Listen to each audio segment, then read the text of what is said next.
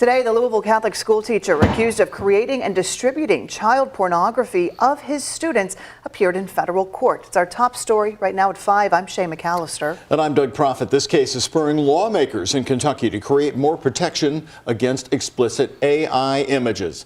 We'll have more on that in a moment, but first, a federal judge has ruled the suspects in this case, Jordan Fouts, will stay in federal custody. Fouts was a 7th and 8th grade religion teacher at St. Stephen Martyr Catholic School in Louisville. He's accused of photoshopping photos of his students onto explicit images and sharing them. Today, federal prosecutors said there are dozens more victims that haven't even been identified yet. WHAS11's Jose Alonso has the details from inside the courtroom. It was an emotional day in federal court where we appeared to have seen several students that may have been taught by Jordan Fouts. Meanwhile, prosecutors unveiled much more evidence into the alleged crime that he committed. The federal judge ultimately made the decision to keep Fouts in custody because they still deem him a danger to society and more students at the school. Fouts' defense attorney made the argument that he's not a physical threat to anyone because he never requested anything from the students. He asked the judge to put his client on house arrest instead of high security prison because of his mental health condition and medication needs. It said he had a previous diagnosis of bipolar and anxiety. That's all I know. You citizens think all these people get their appropriate medication and mental and physical help? No, that's why I was angry. Fouts' attorney says he has pleaded not guilty. A grand jury will oversee the evidence and decide whether to indict. Fouts will be back in court on February 26. Jose Alonso, WHAS 11, on your side. The case is now spurring legislative action. A newly proposed bill would include the digitization of a minor to the law prohibiting child porn. It adds the manipulation or photos or use of artificial intelligence to create child pornography into the laws.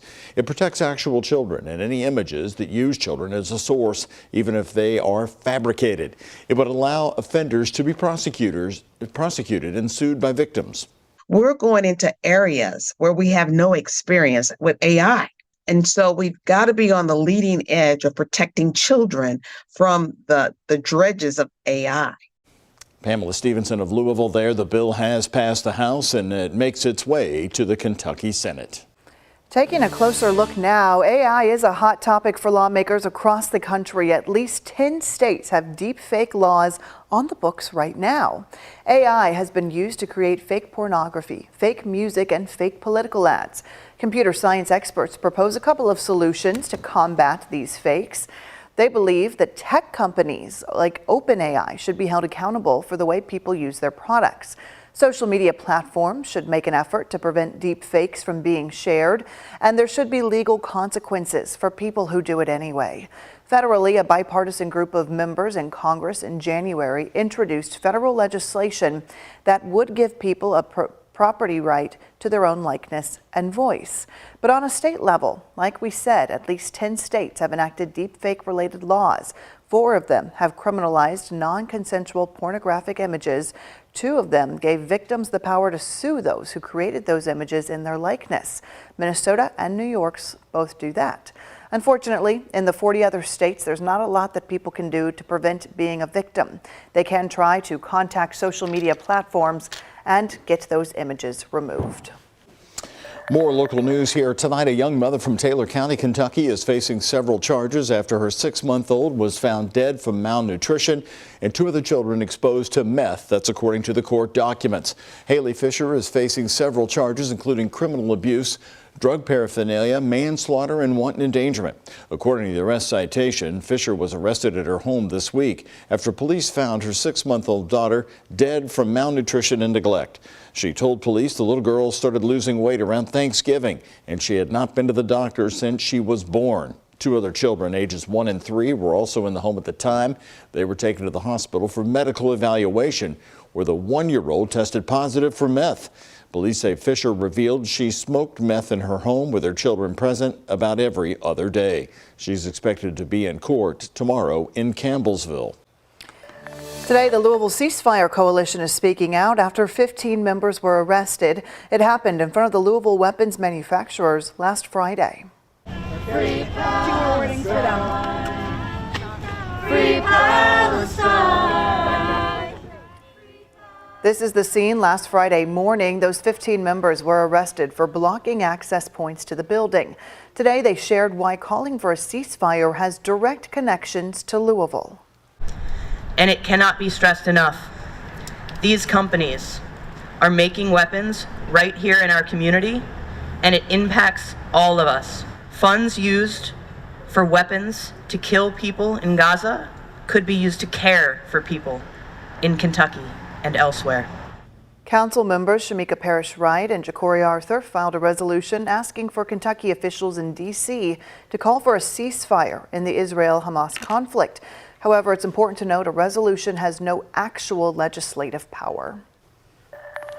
A drag queen and state senator met recently to discuss a bill seeking to insulate children from, quote, adult-oriented businesses. WHAS11's Ian Hardwitt and senior photojournalist Alyssa Newton report on how a small portion of the proposed legislation places limits on drag performances deemed sexually explicit, but the language is vague. A recent bill seeking to shield kids from sexually explicit content includes language that could affect Andrew Shaflin, who performs as the drag queen Mayonnaise, because the bill doesn't narrowly define what a sexually explicit drag performance is. The drag queens like myself who are signing up to do drag queen story time, to do beer and hymns with people of faith, we are not out there to do sexual material because we understand our role as community members. The bill bans sexually explicit drag performances within 933 feet, about one city block from any park, church, or school. But who decides whether or not one of those performances is sexual? It could be a state or county attorney, or even a resident. But the senator insists performances like Shaflin's would still be allowed. Again, this is not to limit drag. This is not to limit access to adult content. It is strictly to keep children away from sexually explicit content. On Sunday, he held a benefit show at his kids' preschool, raising $6,000 for a playground remodel. He's worried the bill could give people a legal avenue to push them out of venues like those.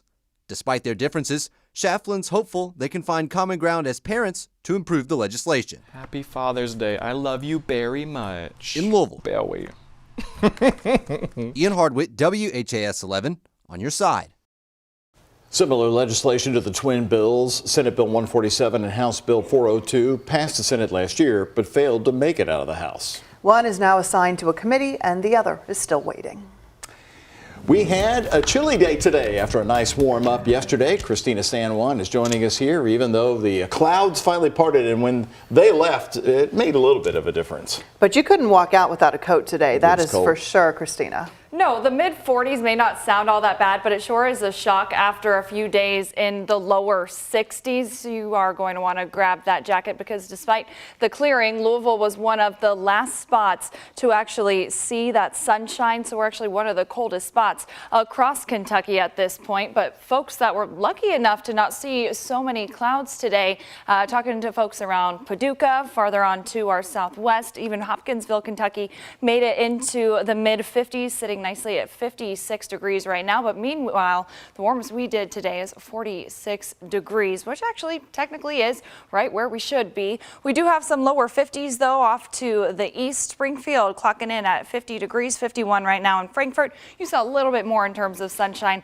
than the rest of us across Kentucky. Anna did. We have a handful of mid 40s right now in southern Indiana. As we take you into the rest of this evening, we're staying dry and what's left of the cloud cover will continue to move on out of here, allowing those temperatures to drop down to just below freezing. So it is going to be another very cold start to the day, much like what we had around here this morning. But the difference with tomorrow is that we are already going to be warmer than we were all day long just by lunchtime, keeping the mostly sunny skies around and eventually going to be chasing 60 degrees. So the mild weather is returning for us, but so is the rain. I'll tell you if that's going to ruin the weekend plans coming up in less than 10 minutes, guys.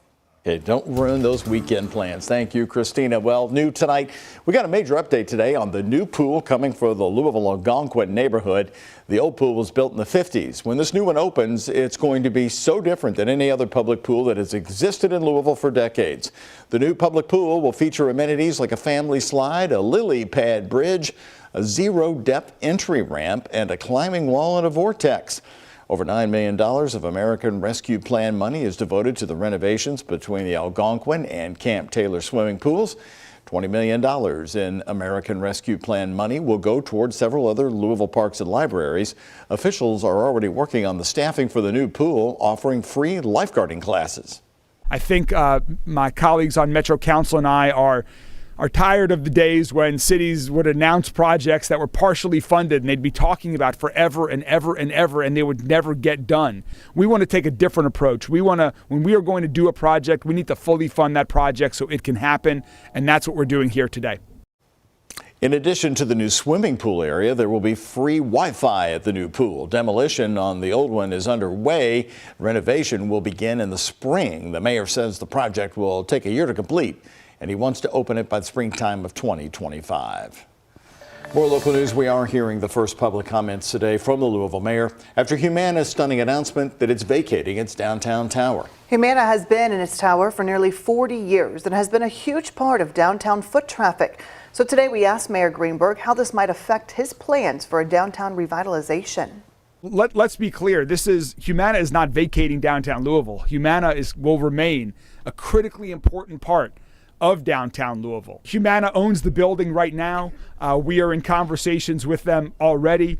We're going to be reaching out to many others. We're going to be soliciting ideas. They're, I'm sure, going to have ideas. And so hopefully it will be a collaborative process. But Humana owns the building, and so they ultimately will make the decision about the future.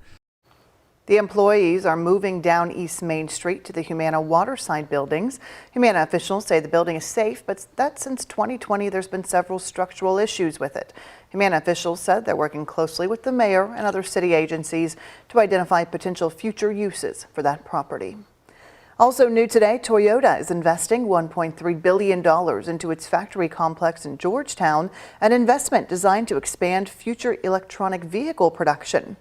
Toyota says they aim to build a new electric SUV at the plant and add an assembly line to create battery cells for other electric vehicles. While this is a major investment in the Georgetown plant, it won't create any new jobs. Kentucky Governor Andy Beshear posted a message on social media about the news. Battery pack assembly is going to go on at Toyota, along with other battery plants we're building in other parts of the state. It shows we are not just going to be an automotive leader. The Georgetown plant currently employs 9,400 people.